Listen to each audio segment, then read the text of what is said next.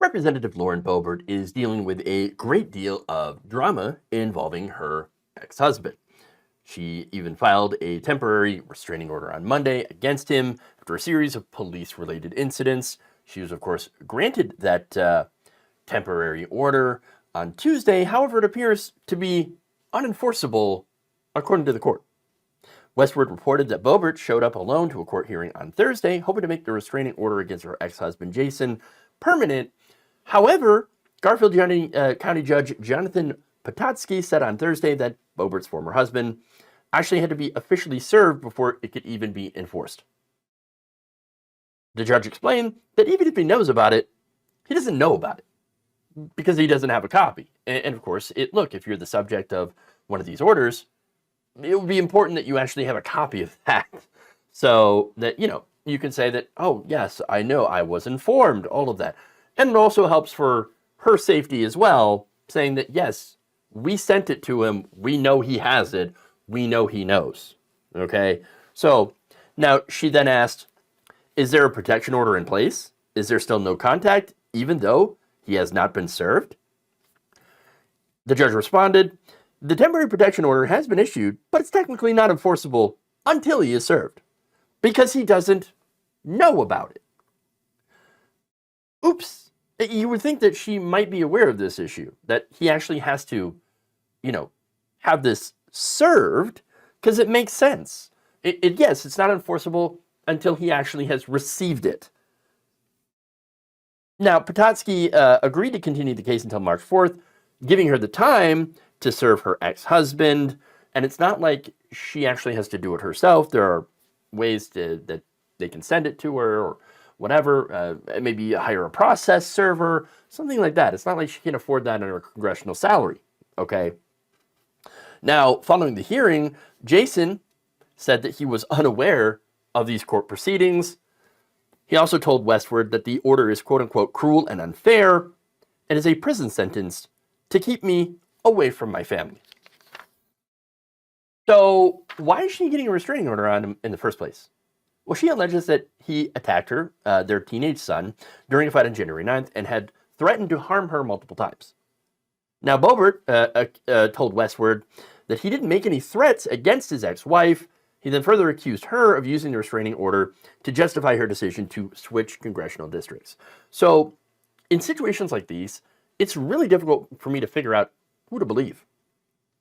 I mean, for one, we've got Lauren Boebert, all right, who is a liar. She ran a shoddy business that poisoned her customers. Don't order the pork sliders, okay? She's done nothing positive for anyone that she represents.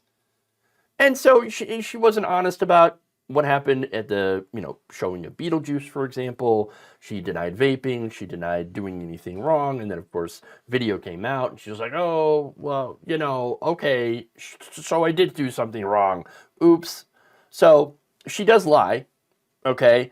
But then there's also her ex-husband, who's a terrible person. I believe that he's got a violent temper. I think he's got issues with substance abuse. We do know from his arrest records that he once exposed himself to minors at a bowling alley. That's not good. And so I don't think either of them are good, trustworthy people that anyone can take at face value. Especially when you have such a messy public breakup. In these situations, I think that there might be some truth in both sides. Some truth in both sides, but not all of it. I do think that she wants to justify her move. I do think that she wants to garner sympathy. Oh, look at me. I'm breaking from my husband, and he's a very bad person, abusive person. Yeah, and that's probably true as well. I do think they're actually abusive towards each other, and there are situations or relationships where you do have abuse that goes on both sides. Just two people that do not belong together should not be together when a tornado meets a volcano, okay? So that's what this is. And I'm not sure which one is which. I also think that he is massively hung up on her. I mean, you read any of his statements and he's like, oh, it's horrible. I pray for her and I just want us to work things out. And I think on her side, she wants to cut herself loose, have some fun. Fine, as long as you're not doing it at Beetlejuice, okay, showing, okay? Keep that stuff in private where it belongs. You're allowed to have fun. You're allowed to get on with your life, all that stuff. But getting back to how they both have issues with the law. Okay. Look, most recently, Jason's arrest, and this was reported today. Um, well, it was reported today that he refused to show up to his hearing on being served with this restraining order. And it is related to his recent arrest for domestic violence on domestic violence charges or domestic disturbance charges. And so that was I think a couple of weeks ago that was reported. So all of this is just a massive train wreck.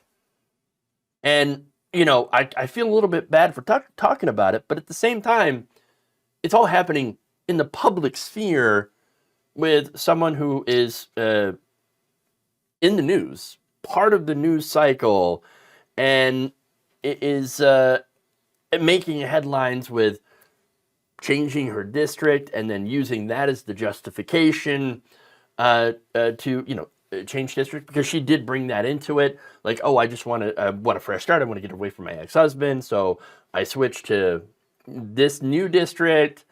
Not really a good excuse here. No, the reason that she wanted to leave that district is because she was going to lose. And so it's a bit opportunistic to then just use that as an excuse. I'm sure that might be part of it, but not the whole thing. The big thing is, I'm going to lose, and I want to find a way to retain my power and my prestige, my privilege for being in Congress, because if I don't have Congress, if I don't have my congressional seat, what do I have? And I think that's a question that Boebert herself has been asking. If I don't have this, what do I have? I don't have my restaurant. I don't have Shooter's Grill because that was shut down and replaced by, from what I hear, an excellent Mexican place. What does she have? Not a whole lot. And so I think that definitely factors in to a lot of her moves as of late.